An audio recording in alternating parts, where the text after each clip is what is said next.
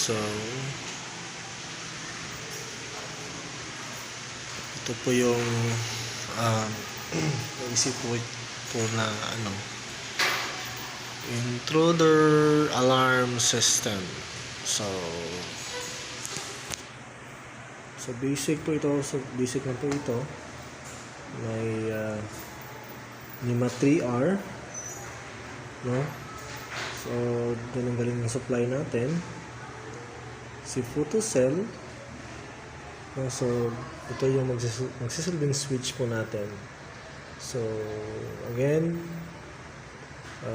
nagpa-function lang po ito during night time, no? So ito si motion detector, si buzzer hindi ko po terminate kasi may po ako, malalaking 220 volts na bell. So meron po tayong indicator light. So once po gumabi, so automatic po yung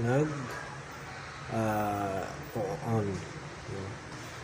Okay, so try natin.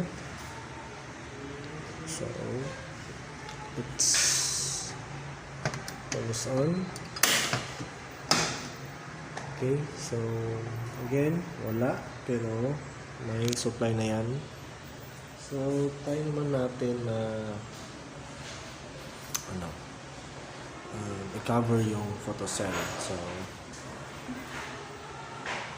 let's cover the photocell.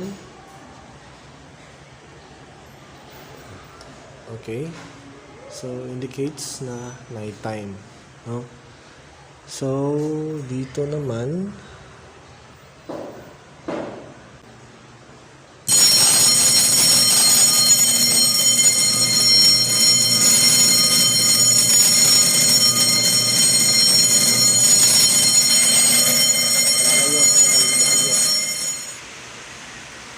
bata